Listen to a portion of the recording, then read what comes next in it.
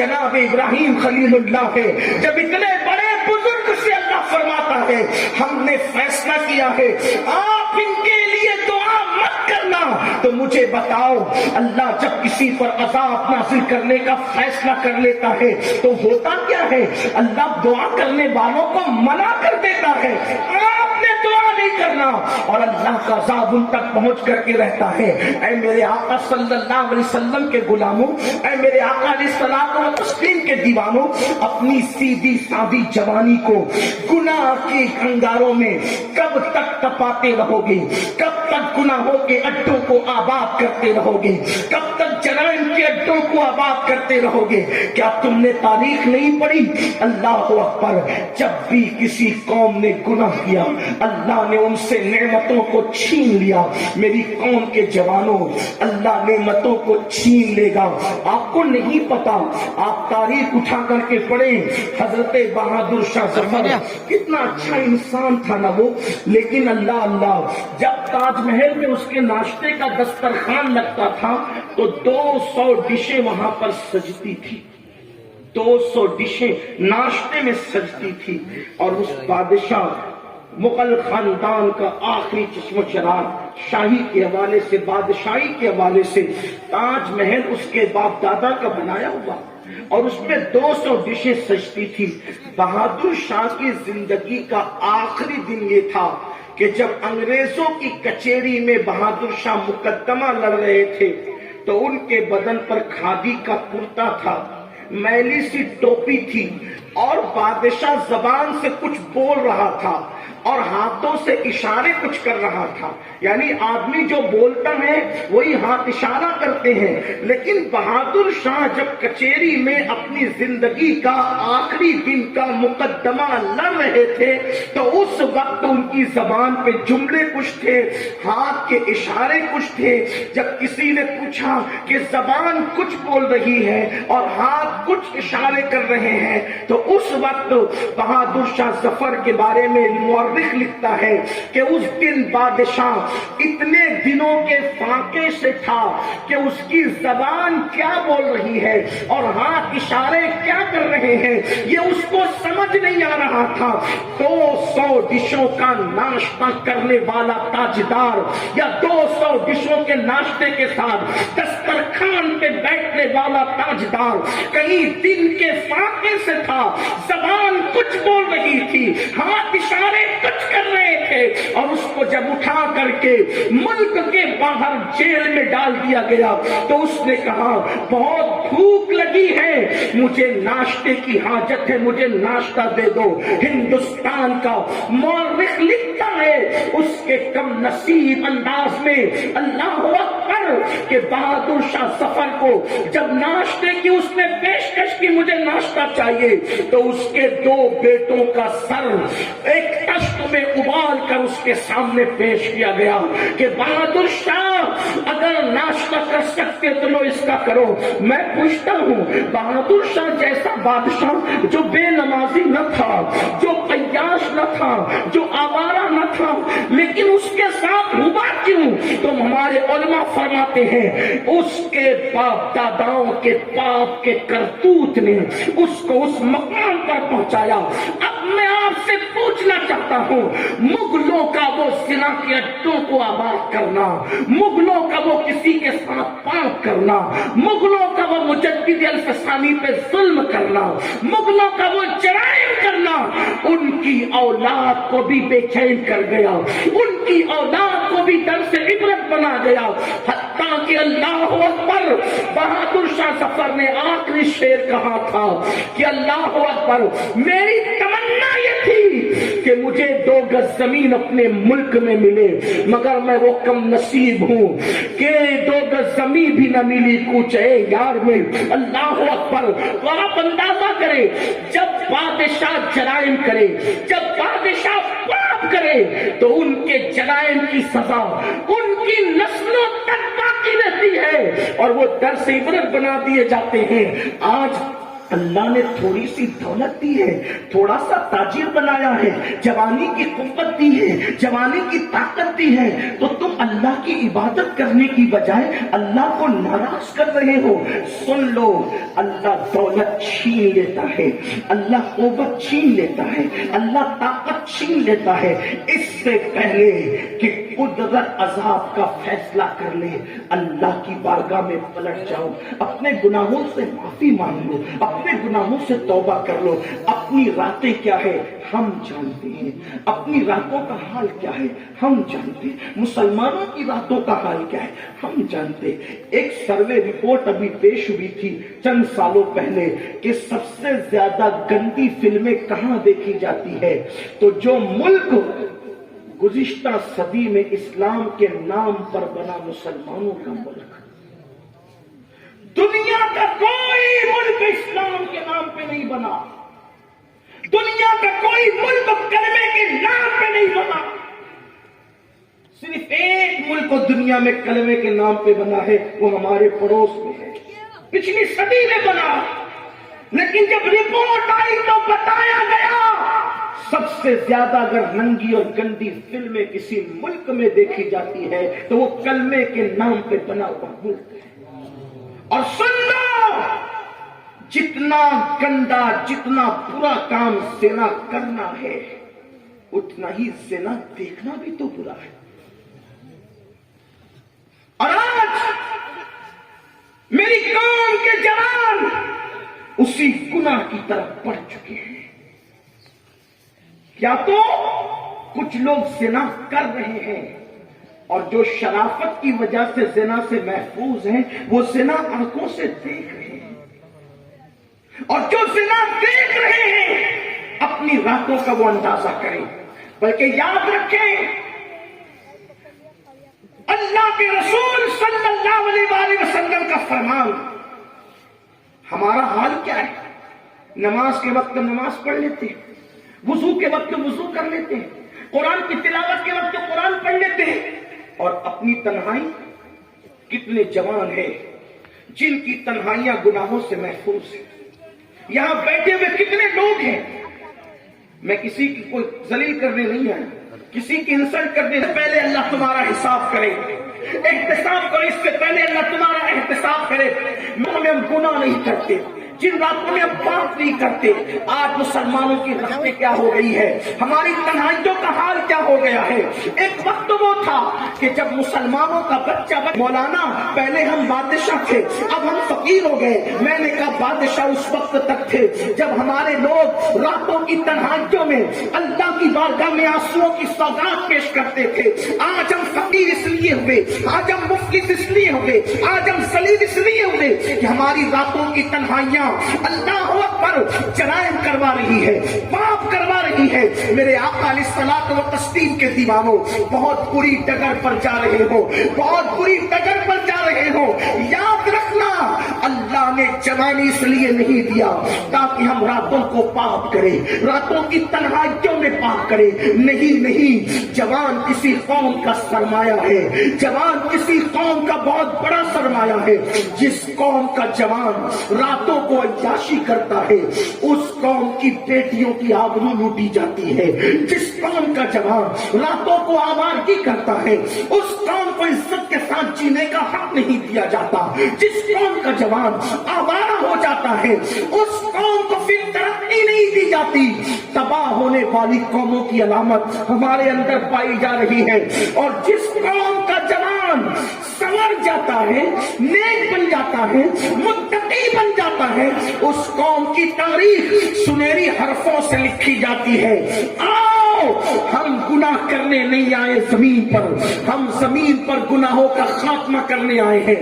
یہ جو پوری دنیا ہمارے خلاف چلا رہی ہے اس کی وجہ ایک ہے کہ ہم نے گناہ پر اتنے دلیر ہو گئے کہ دوست بھی دشمن ہو گئے۔ حضرت سیدہ عائشہ صدیقہ رضی اللہ تعالیٰ عنہ نے حضرت امیر معاویہ رضی اللہ تعالیٰ عنہ کو ایک خط لکھا تھا، اس کا مضمون یہ تھا کہ اگر انسان 7 کمروں میں چھپ کر کے گناہ کرتا ہے، انسان اگر 7 کمروں میں چھپ کے گناہ کرتا ہے تو تو اللہ اس کے گناہ کو ظاہر کر کے اسے ذلیل کر دیتا ہے. اور انسان اگر 7 کمروں میں چھپ کے نیکی کرتا ہے تو اللہ اس کی نیکی کی خوشبو کو ظاہر کر کے اسے کائنات میں عزت عطا کرتا ہے. گناہ چھپ کے کرو گے تب بھی ذلت اور رسوائی کے قریب پہنچا دیے جاؤ گے, اور نیکی چھپ کے کرو گے تب بھی اس کی خوشبو ظاہر ہوگی اور دنیا میں معزز کر دیے جاؤ گے. وہ زمانے میں معزز تھے مسلمان ہو کر, آج ہم خارم تاریخ قرآن ہو کر درس قرآن اگر ہم نے نہ بھلایا ہوتا, یہ زمانہ نہ زمانے نے دکھایا ہوتا.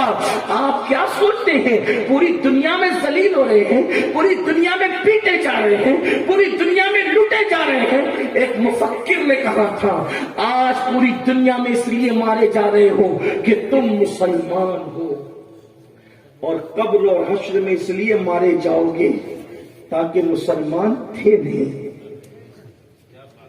یہاں بھی پٹ رہے ہو وہاں بھی پٹو گے. فیصلہ کرو کون سا مسلمان بننا چاہتے ہو.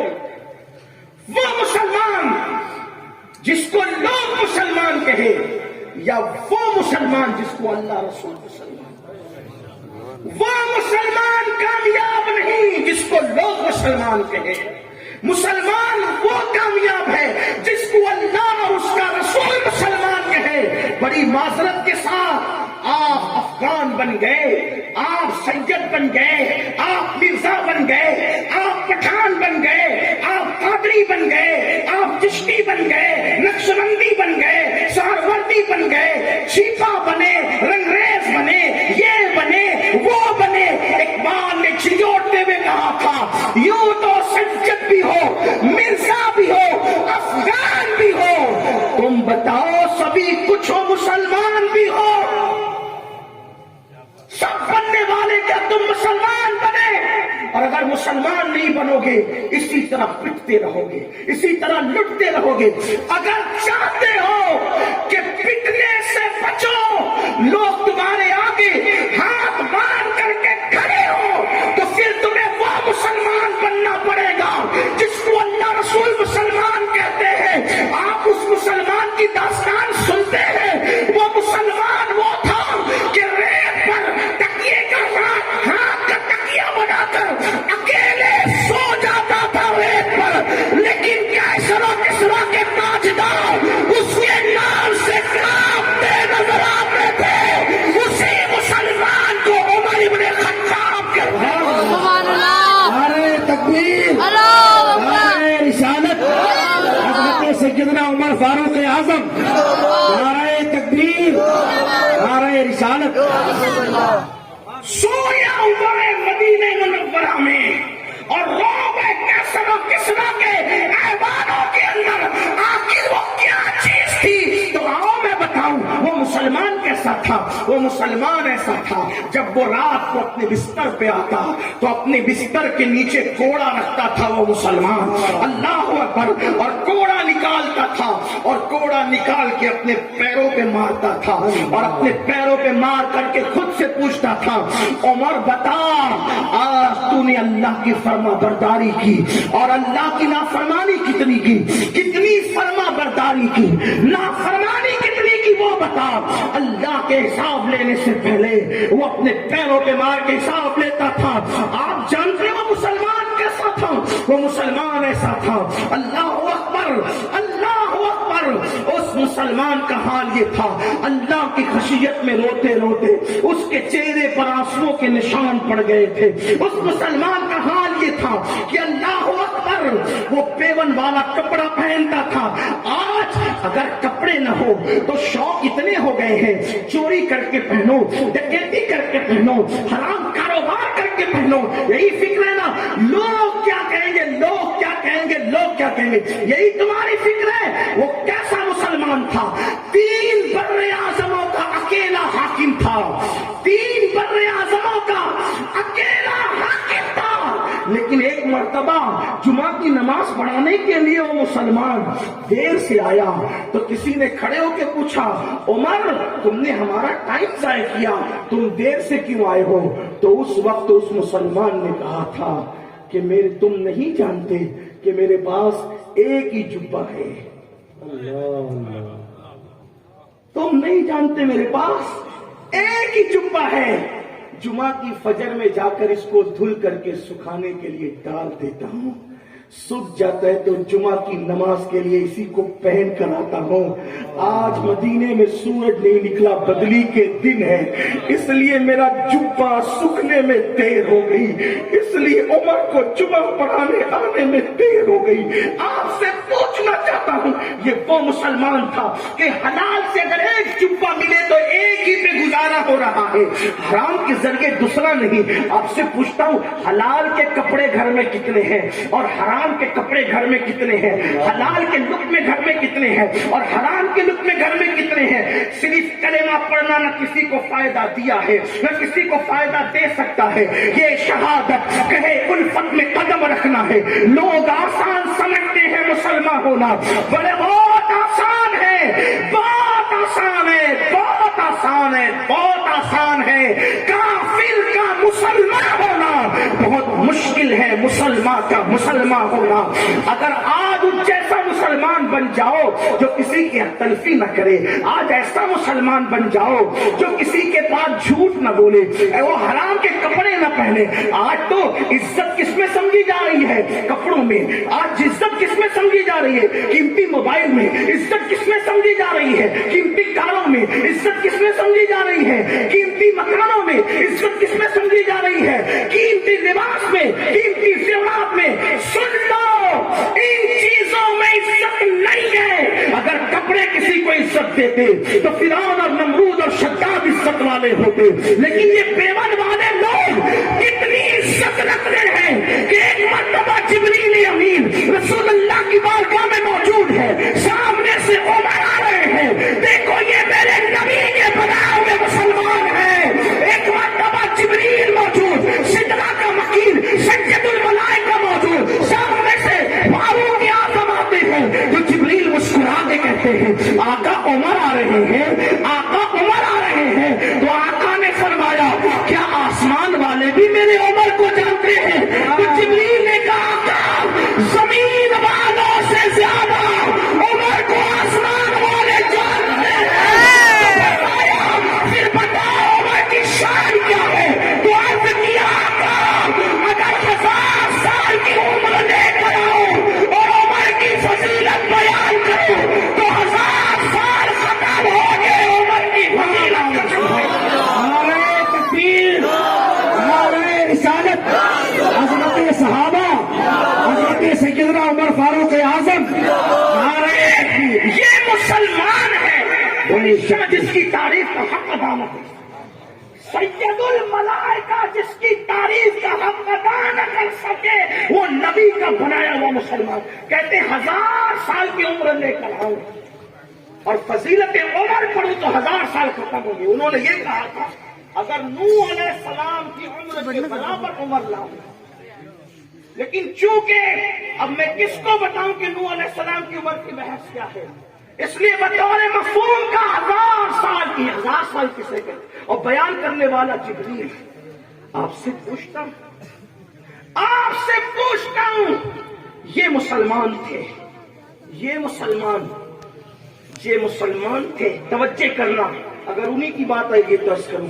صحابہ کے دور میں حضور کے پردہ فرمانے کے بعد سب مالدار ہوئے، اتنے مالدار ہوئے تھے کہ زکوٰۃ دینے کے لیے ڈھونڈنا پڑتا تھا غریب کون ہے.